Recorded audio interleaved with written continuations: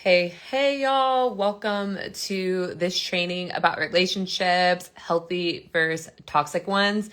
I'm just pretty much going to jump right into it because y'all know me. I will ramble on if I don't just jump into it. Also, I have a ton of notes for this. So if you guys see me looking down at my phone, it's because literally I have lots of notes on this. But I kind of want to start with like what inspired me to even do this training, why I thought to have it be the subject, basically, because you guys know that I used to do trainings like every week, multiple trainings a week, and it's been a while since I've hopped on and done that.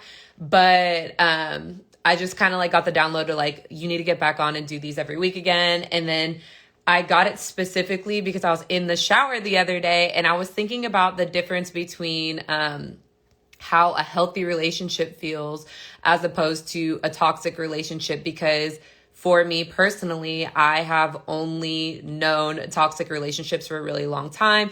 And now I find myself like in a whole different place in life, in different situations and everything else. So I actually got in really deep thought about this the other day. And it's just literally so crazy to see the difference between like a toxic attachment relationship and a healthy one. And someone actually sent me this, like, it was like a Twitter thread or something like that, or like an Instagram thread or something like that. And it was talking about how women, they recreate in their relationships based off of like what their relationship was with their fathers. And someone like sent that to me and they asked me like my opinion about it. And those of you who know me and you guys know my story, like it is literally no secret. I am very transparent. Like my core wounds are around like abandonment and like self-worth.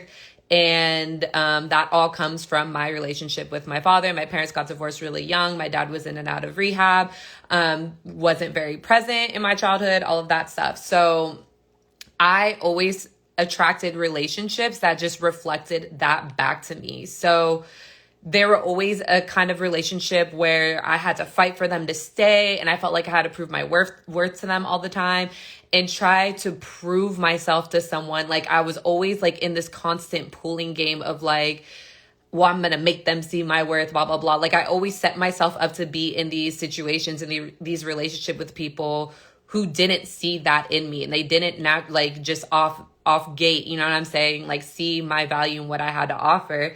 Those are always the people that I ended up with. And it's like, it was like a challenge for me that I had unconsciously accepted to try to prove to them.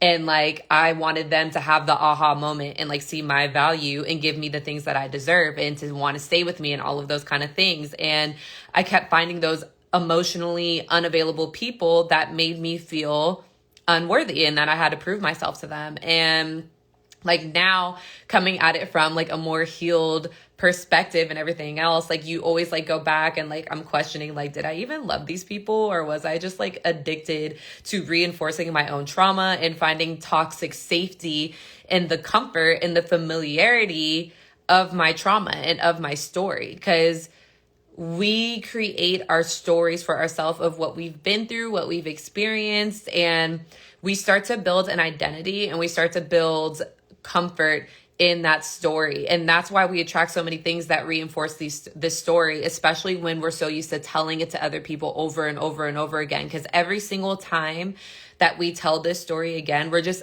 embedding it further and further into our subconscious. And that's the stuff that we start to call into our lives, right? So I know for me, for a fact, that's what I was attracting in. And that's what I knew. Like I found familiarity in those situations. And that's where we tend to feel safe, which is ironic because we don't feel safe to be ourselves. But it's the comfort and the familiarity of like, I've done this before type of thing that pulls us in and makes us stay. So now my relationships are so different. And like I'm in a place now where I feel safe and I feel heard and I feel seen and it's healthy. And I'm given everything that I've always asked for and that I've prayed for and more, right? But I wasn't allowing myself at first to like be fully engulfed in it because I'm not used to it. And I was so shocked, and it was my first time experiencing this, you know what I'm saying? And this is where the thought came up in the shower, because I was just like, is this even real? Like, is like, because you almost think that something is missing because you're not obsessing, you're not stressed out, and you're not worried about when they're gonna hit you up, you're not tripping because like they're not texting you or whatever. Like, it's healthy. But I had that aha moment when I was in the shower that like, we think that this is the toxicity, right? We think that like the being obsessed with them, or like wanting to talk to them 24/7 and like needing them and like having to have them there or whatever it is, like we think that that's what it's like to like really be into someone. You know what I'm saying? Like, we're like, that's what love is. That's what, like, that's when you know it's right, when you feel like you can't live without them. You guys kind of get what I'm saying, like the vibe that I'm going for with that. But it's a whole different thing, right? Like, I had that aha moment in the shower. Butterflies are bad. Oh my God, Melissa, I haven't talked to you in so long. I hope you're doing good. I'm hella glad to see you on this live. But like, yeah, butterflies, like they always say too, like when someone comes in and like you feel the peace or whatever, like, and you don't feel flustered and everything else, like that's usually a good thing.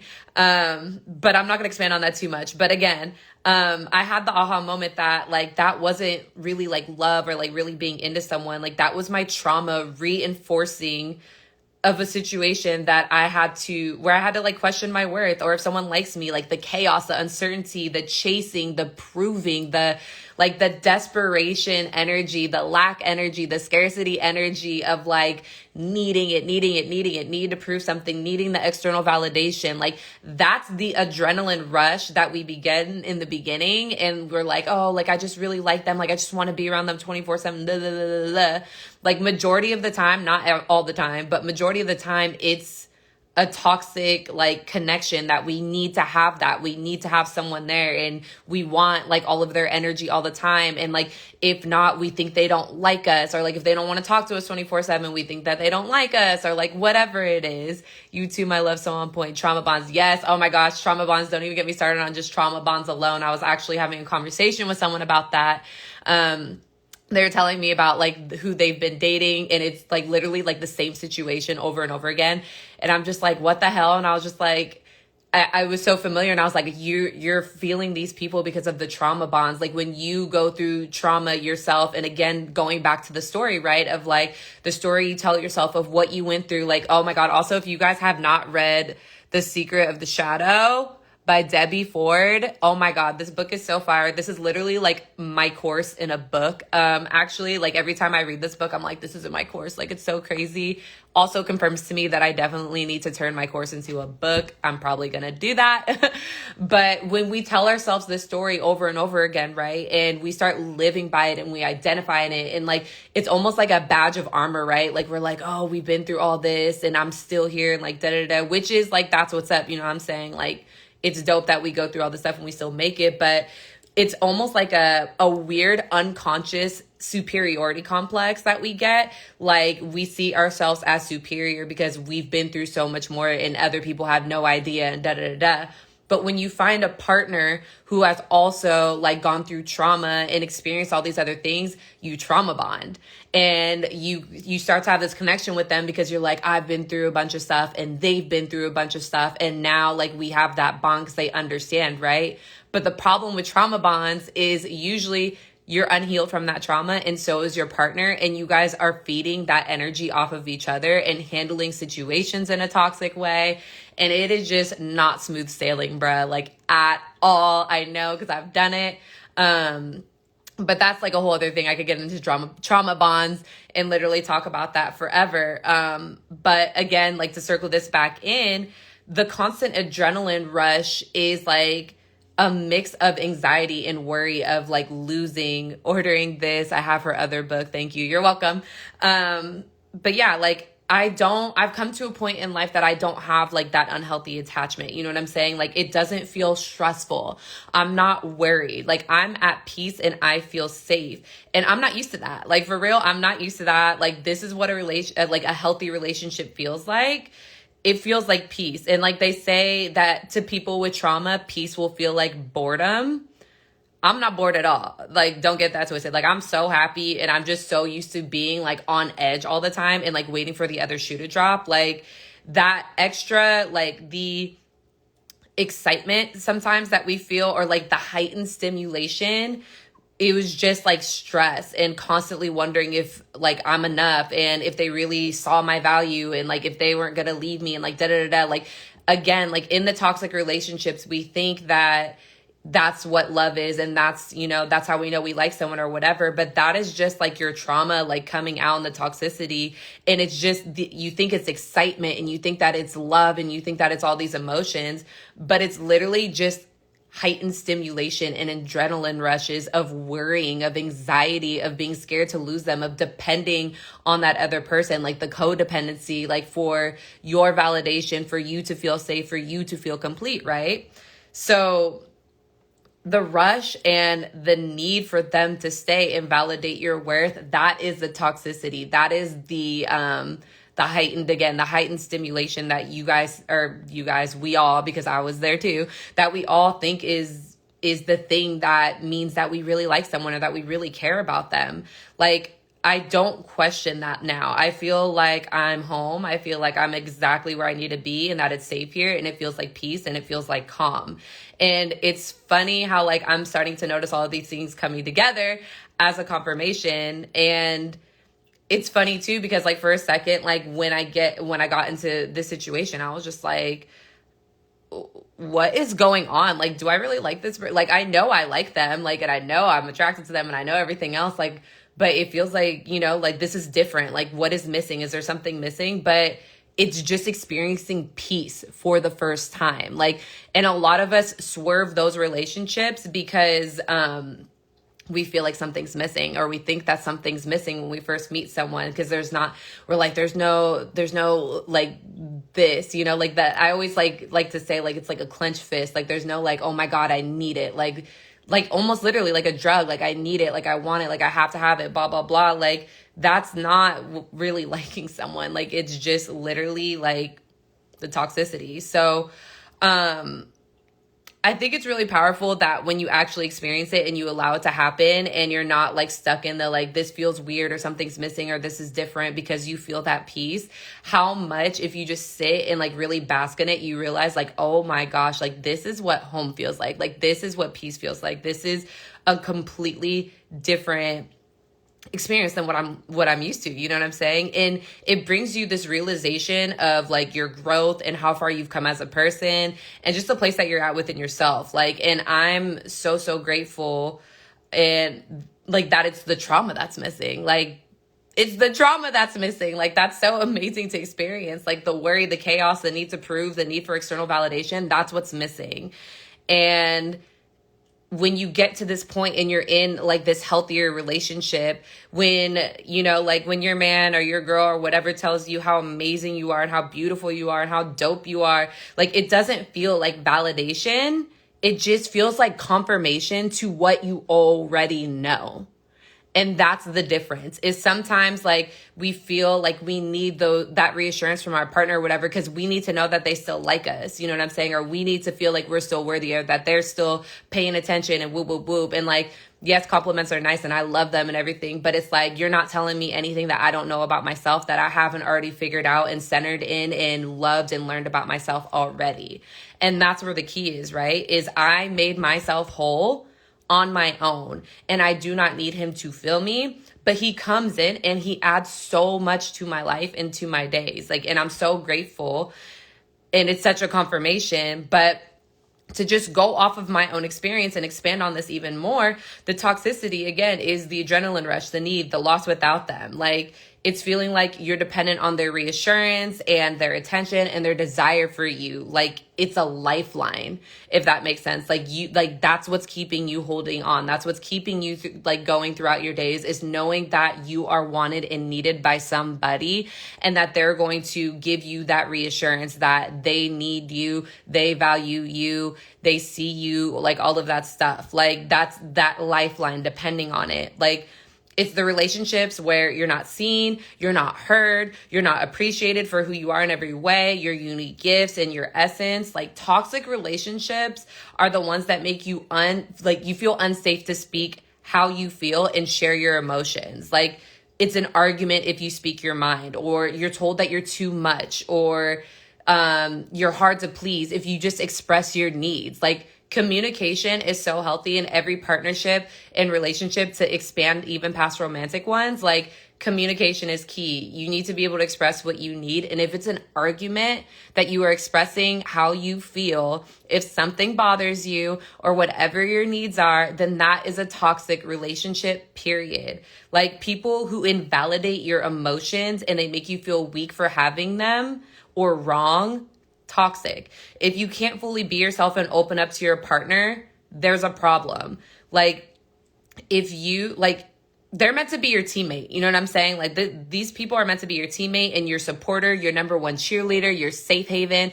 That is what a healthy relationship feels like, is that you guys are working together as a team. You're two individual people who are whole on their own, and they come together and they add value to each other's life. It should not feel like a lifeline. It should not feel like an attachment. It should not feel like a race to always prove that you're worthy. It should not feel like you are scared to say how you feel. It should not feel like you're on edge all the time about it. Like, they're supposed to be an addition to your life, not the completion. Again, they are supposed to be an addition to your life, not a completion. They're not supposed to be the thing that makes you complete. They're just an addition simply to you and all you bring to the table and all that you are and all that you are experiencing. Two individuals who love themselves and honor who they are as people and can come together and simply add to that. Like, if you wake up every single day with anxiety and uncertainty of how your day is going to be because you don't know how your partner is going to act, you are in the wrong relationship, okay? And I know for a fact, because I used to be in a relationship like that. Like, every day I would wake up anxious and I was like, what is she going to be like today? Like, what kind of mood is she going to be in? Like, are we going to argue today? Like, and I was on edge 24/7. Like, it was literally like I was walking on the thinnest ice, like, just so scared to even say anything wrong. And I overthought everything I said because I didn't want to start an argument, and I knew that it was going to happen any second. Like, and I know so many people who are in relationships like that. Like, honey, that's a toxic relationship, and that's the wrong one. If you feel like you have to tread lightly 24/7, you can't even have a normal day-to-day conversation with your partner because you are scared of how they are going to react or if an argument is going to start, that is a toxic relationship. And I spoke earlier, I went live earlier and I did a whole other training, but Instagram totally deleted my training and I was really upset about that. But we accept the things that we cannot change and it's fine. We talking right now. And this replay is going to be on my YouTube channel after this. Then you're finally over and scream. Yeah, no, literally. But on the live that I had earlier that got deleted is sometimes we want things and we don't even know why we want them. Like, we just want to have it, but it doesn't grow us. It doesn't align with our values. It's not even giving what we want out of it. We don't even know why we want it, nor have we taken a second to even truly ask ourselves. Like, we just want a man, or we just want a girl, or we just want a job, or whatever it is to fill a need or to fill a void. And we're not even having the right standards for it. There's a whole show called Snapped about that. I'm dead. But yeah, like, we're grasping literally for like whatever we can get, right? Like, it's like just to get something, literally anything. It's like you're going fishing for a catfish, but you catching all these little bluegills and you're like, I'm gonna call it a day because you know what, I got something, and that's all that matters. But bro, you want a catfish for dinner. You know what I'm saying? Like, it's the same thing. Like, we're just grabbing for anything and we're not even asking ourselves, like, what do I truly want? What do I truly desire? What is going to grow me? What is going to give me the things that I need? What is like my standards? What is it that I'm looking for? Like, sometimes we're just grasping for a job or grasping for a relationship and we don't even know like why we want that particular job or relationship. We just want any job or relationship. And that's where we keep messing up at, is just, again, grasping for anything. Like, that's not the way we should be doing it. Like, we need to look inward. So I know that everybody hears this all the time, right? Like, everybody always says, like, you have to love yourself first. You have to love yourself first. Like, if you're in this live right now, I know someone has told you, like, baby girl, you just gotta love yourself first or whatever. Like, I know y'all heard it, and I know you'll be like, I know, I've heard this before. But do you really know? Do you really know? Like, are you doing the work to really love yourself? Are you applying that knowledge? Are you building the relationship with yourself and healing your old limiting story and traumas and energetic blocks? Do you really know? Everyone knows you have to love yourself first, but are you doing the work to love yourself first? If you're not, then you don't really know, like, period. Like, I did the same thing. Like, I was like, I know I got to love myself first, but blah, blah, blah. And I just kept doing whatever I was doing. No, you don't know if you're not sitting down, you're not doing the work. Like, are you really putting yourself first and applying that work and laying down the foundation? Or every time someone tries to slide in, you just allow yourself to step off the path to see what's up?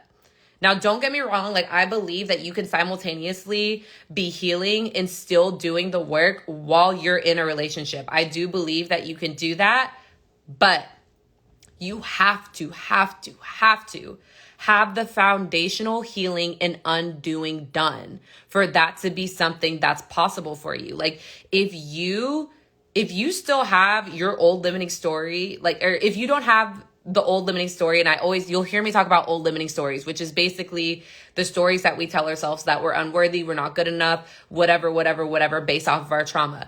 If you don't have your old limiting story exposed, then you can't clear it, okay? A lot of us don't even do the work to expose it and dig into that because we don't want to open those wounds. But if you don't have it exposed, you can't clear it. If you can't clear it, you will never be able to form new thoughts and new beliefs on what you are worth. If you don't know what you're worth, then you can't set the standards or the boundaries required to have a healthy relationship. If you can't have the healthy relationship, then what is you doing dating?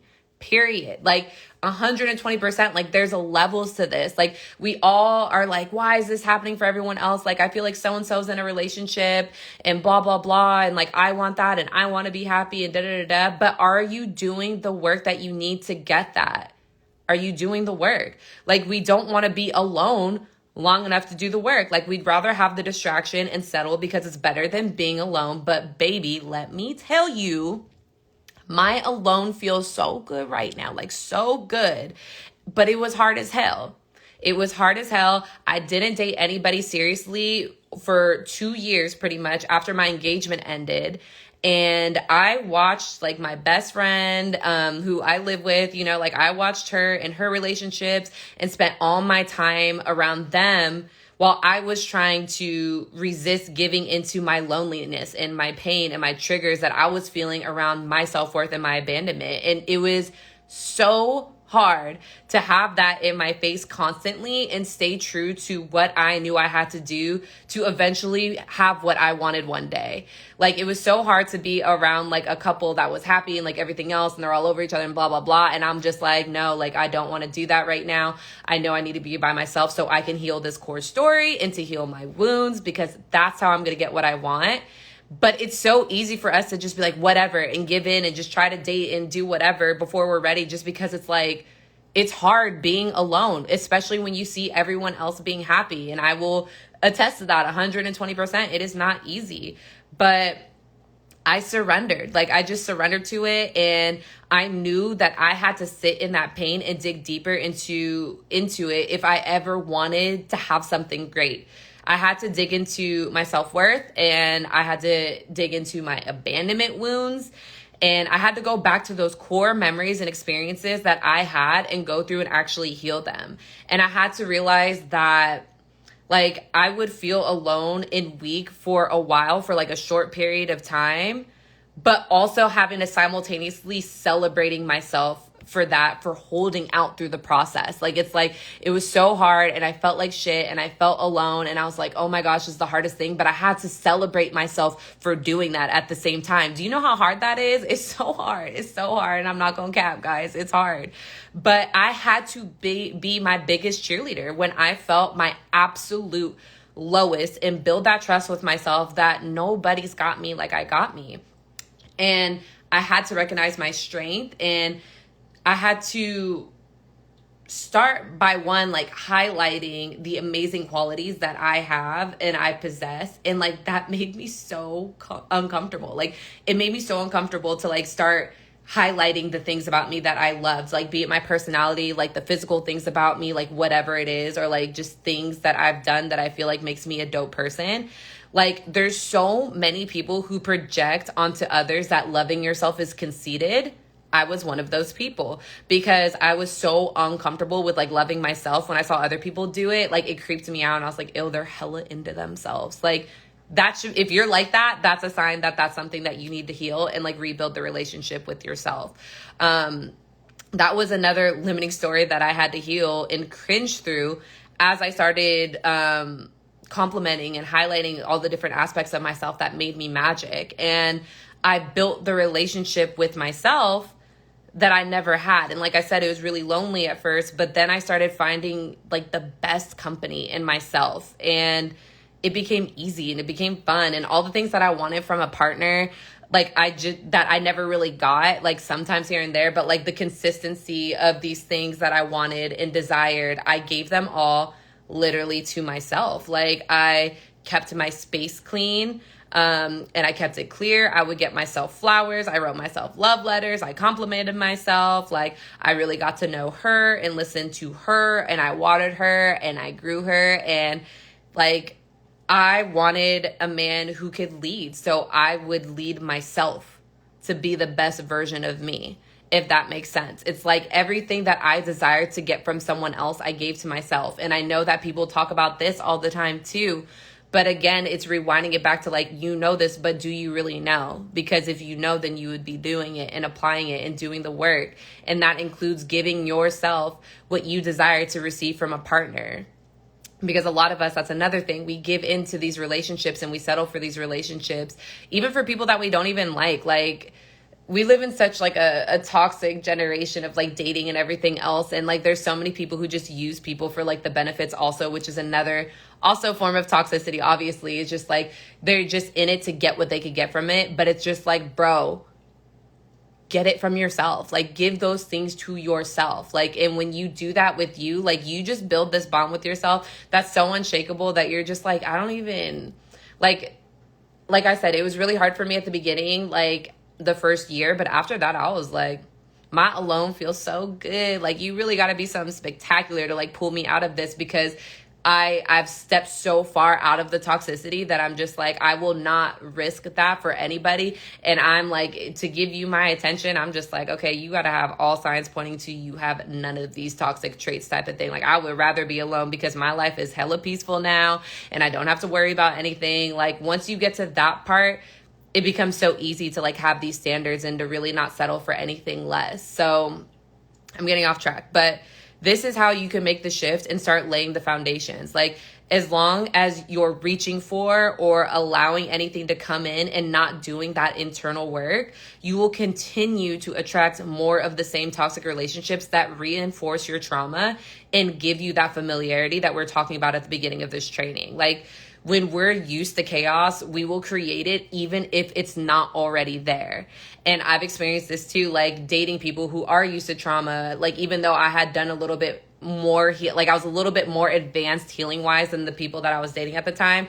Like, I knew that I wasn't like in that realm of things anymore, but they came from all trauma and chaos and everything else. And our relationship was like literally so normal, but they would create chaos because that's all they know. And like, when that's all we know is chaos, like, we'll just create it and we sabotage good things. And that's why, again, it's so important to do this work and heal yourself and focus in on yourself, because you want to be ready when you do receive exactly what it is that you're looking for and the things that you desire and the person and the relationship that's giving you all of those things. Like, if you are not ready to receive it because you haven't done that work within you, you will sabotage it unconsciously. It's not like you're going to do it on purpose.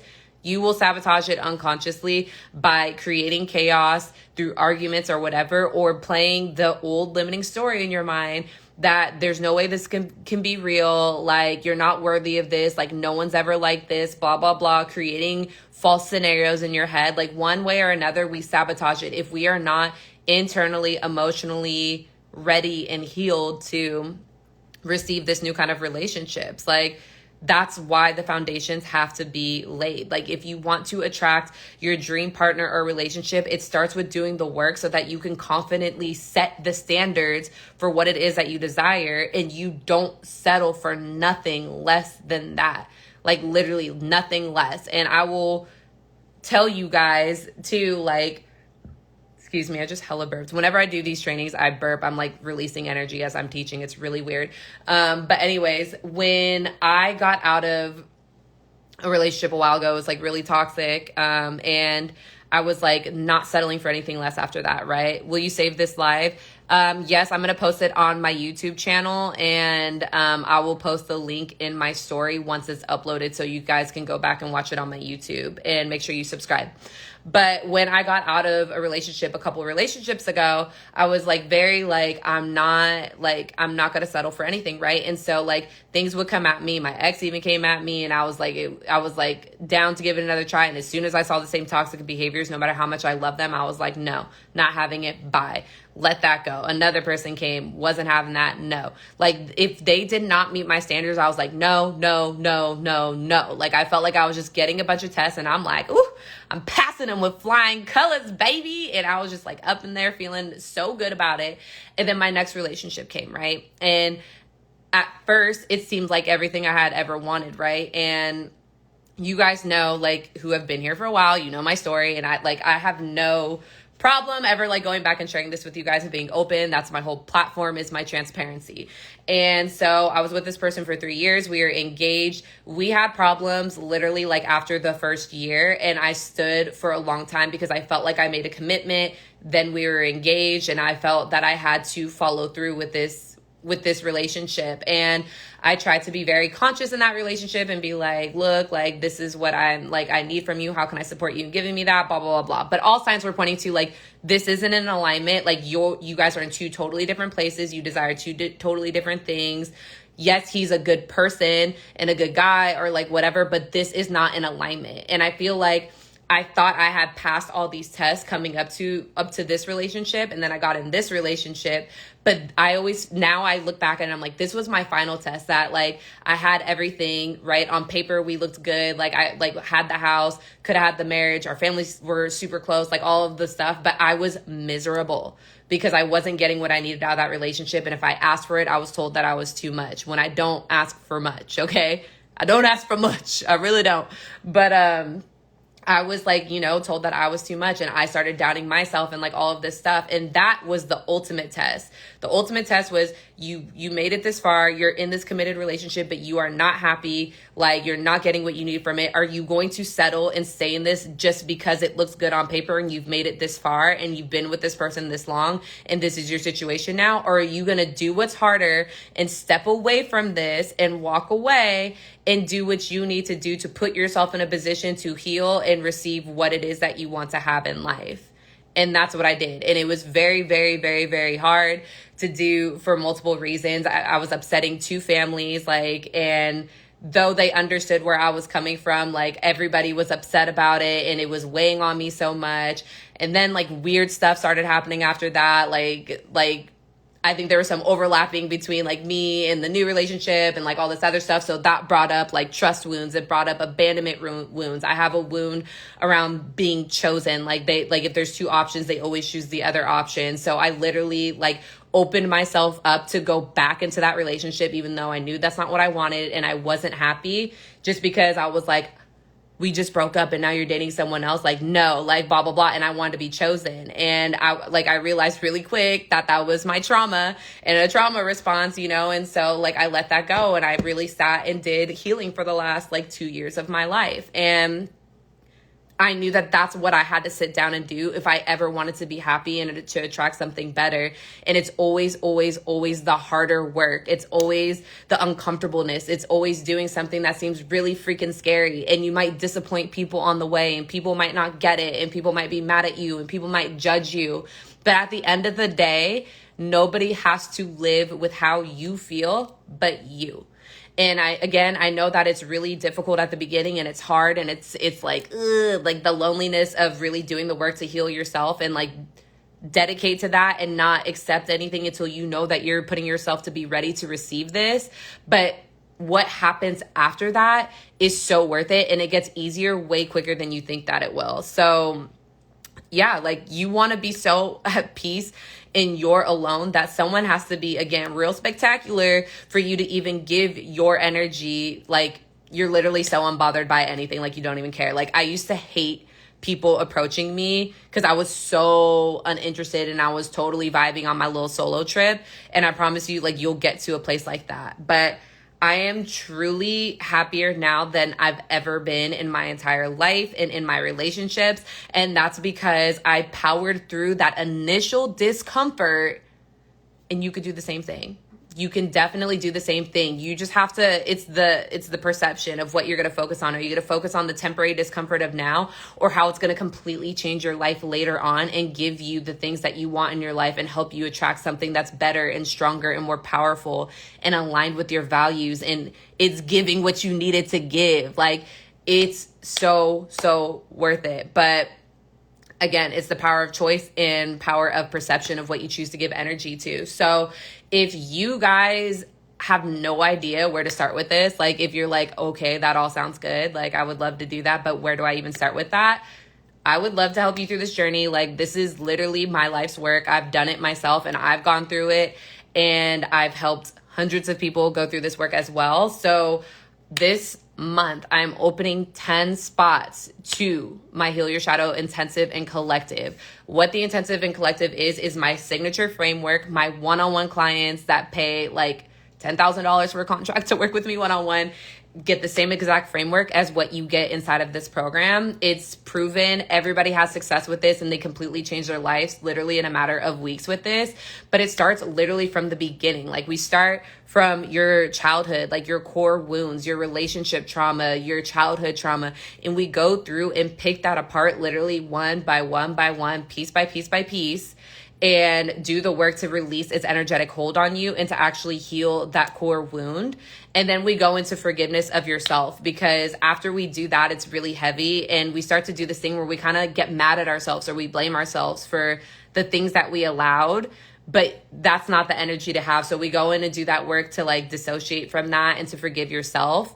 Then we transition into polarity and finding your actual truth. And it's kind of like what I said earlier. Sometimes we want things and we don't even know why we want them, and it's really not in alignment. So we apply polarity and start to get really crystal clear on the losses, the perceived losses that we have in our lives from things that we didn't get that we wanted, but like how it's really like it worked out highly in your favor, and just tapping into like what your ultimate truth is now that we got rid of all those limiting stories and beliefs that are actually the core that implanted your limiting beliefs. We go through all of that. Then we go through creating the physical space, which means getting rid of things that don't align, social scenes, jobs, like literal clutter in your home, in your car, all of that. And then creating the energetic space, the beliefs, the habits, the mindsets, so that you could start to call in what you want to call in. After that, we work on boundaries and how to set them with people in your life, and why boundaries are so important and they're so healthy, and to not have guilt around setting boundaries. Then we go into getting really, really clear on your vision of who you want to be and what you want to call in, because it's so hard for us to really know that when we're so clouded by our limiting story. Once we clear all that out and start creating the space, like all these modules build on each other. Once we get there, we can create the vision. And the last module is about embodying that person and embodying the woman that you want to be and how to call all that in. But yeah, these modules are so fire. I go back to them. All of my previous clients go back to them all the time, because every time you hit like a new level in life, they still apply. You have new limiting beliefs come up, a new limiting story because of this new level that you're facing or anything like that. And you have lifetime access to these modules. You have lifetime access to the modules. You have lifetime access to the actual student portal, where I do office hours in there every single week. Any questions you want to ask. If you ask a question in there randomly, I'll answer it within like 24 to 48 hours. And then I do Zoom calls with you guys twice a month. So every other Thursday, I'm in there literally directly answering any questions that you guys have. I'm on Zoom with you. We can go over the modules or any like live guidance that you want to get in the moment of something you're going through in life in general, whatever.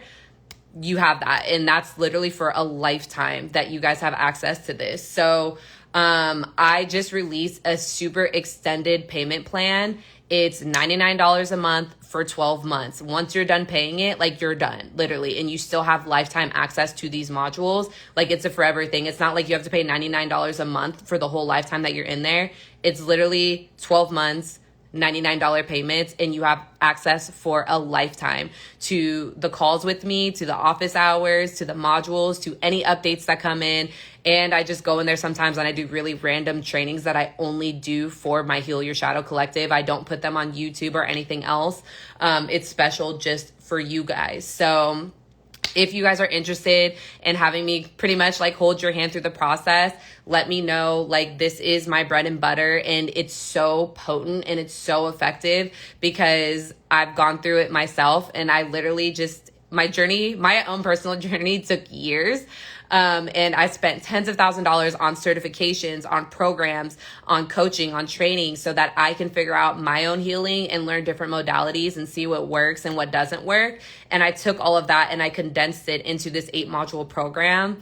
So you avoid the trial and error, the binge spending on the books and the podcast and everything else, trying to find that one solution, and the years that it could take to go through this healing process. And I make it really easy and really quick. Like, if you allow yourself to sit down and do the work, you can experience massive shifts within weeks. It's pretty dope. And just the testimonials are fire. I have the testimonials on my page as well. So if you guys are interested in getting into that and getting on this $99 payment plan, the extended payment plan, it's super cheap and very affordable. Please let me know. I would love to help you guys through this journey and through this process. Like, please don't sleep on yourself and your ability to do this. A lot of my clients, it took them a minute to commit to this process because they're so scared and they didn't believe that they can do it. And they've tried so many other things and read all the books and nothing ever worked for them. I promise this is the one thing that's going to work for you, because it was the one thing that worked for me, and it was the one thing that worked for all of them. So if you're interested, drop a comment below. If you're watching this on YouTube, the link is going to be in the description, or just shoot me a DM on Instagram. I would love to get you started. And if you're watching on Instagram, you could click the link in my bio, and the Heal Your Shadow Collective is the first link inside of there. But I love you guys. The replay of this is going to be available on my YouTube. I hope that this was helpful, and I hope that you guys have an amazing rest of your night. I will talk to you guys later. Bye.